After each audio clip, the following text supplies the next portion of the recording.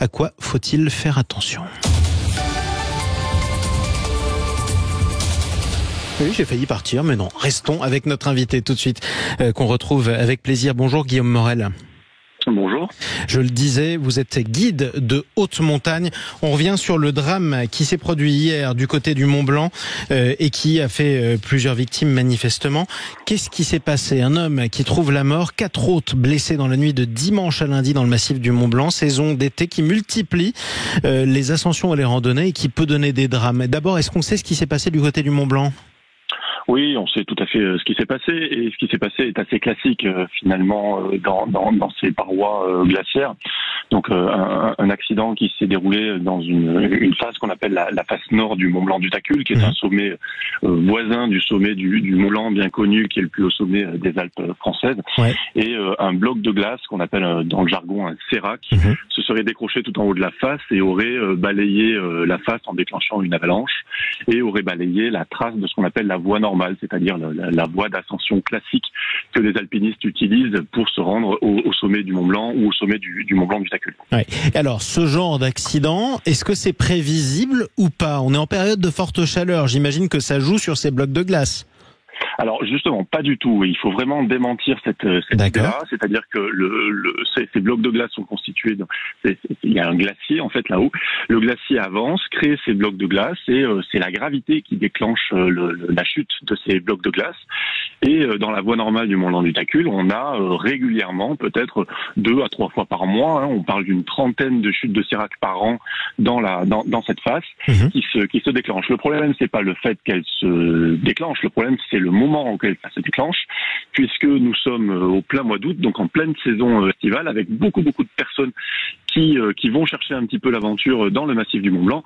Et quand malheureusement ces blocs se détachent sur ces voies d'accès relativement faciles et facilité par les remontées mécaniques, notamment de l'aiguille du Midi, on peut avoir des drames quand il y a une conjonction à la fois de cette chute et d'une fréquentation de ces voies normales. Donc il faut surtout enlever l'idée que le réchauffement climatique est dû à ces blocs de glace. Non, une chute de sérac, ça se passe à n'importe quel moment toujours de l'année arrivé. et de la journée. Ce qui m'amène à cette question, vous le dites, on l'appelle la voie normale. Ça veut dire qu'elle est très empruntée, et pourtant vous expliquez que ça arrive souvent, des chutes de sérac à cet endroit-là.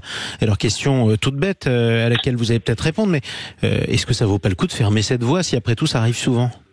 Alors, plusieurs choses. D'abord, une voie normale en alpinisme, c'est plutôt connu comme étant la voie classique, historique, dite la plus facile. Ça ne veut pas forcément dire qu'il peut y avoir une voie normale d'une montagne moins connue qui est peu ou pas fréquentée. Donc, une voie normale dans notre jargon, c'est plutôt la voie la plus facile d'accès. C'est surtout ça. La question de fermer ou pas la montagne est une question extrêmement délicate. Je vous pose une question. La montagne est un espace public, aussi bien que la forêt ou la route. Est-ce que vous fermeriez la forêt parce qu'il y a un risque de chute d'arbres ? Ça arrive de temps en temps quand on sait qu'il y a des tempêtes qui se préparent. Pour autant, il y a parfois des arbres morts qui tombent. Malheureusement, et moi je déplore évidemment les victimes, et je m'associe à la tristesse et aux condoléances envers les familles qui doivent vivre ces drames. Mais à quel moment on décide de fermer un espace public, surtout quand on sait qu'il y a des chutes de glace qui sont régulières ? Non, ce qu'il faut interroger à mon sens, c'est plutôt la surfréquentation de certains sites et parfois le manque de stratégie qu'on utilise dans les voies qu'on utilise quand on fait de l'alpinisme. Est-ce que c'est toujours très utile d'aller régulièrement dans ce genre de face alors qu'on sait qu'elles ont tendance à cracher comme ça des blocs de glace sur les voies normales ?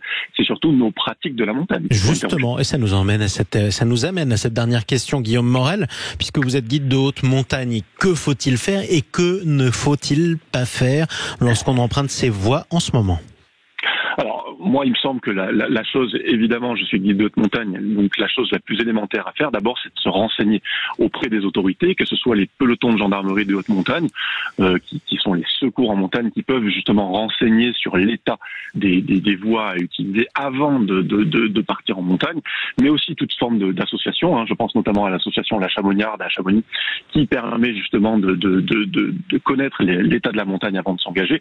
Et puis, de façon plus générale, c'est d'utiliser les services d'un professionnel. traditionnel, en haute montagne avec des haute montagne, mais en moyenne montagne, on a des accompagnateurs en moyenne montagne qui peuvent permettre de minimiser les risques parce que justement, ils vont choisir des bonnes stratégies adaptées au nombre de personnes et au groupe afin de faire en sorte que les vacances se passent bien pour tout le monde. Exactement, et c'est tout sauf une promenade de santé. Ça doit être extrêmement précis. Merci beaucoup pour cet éclairage et puis bonne saison d'alpinisme à vous en tout cas.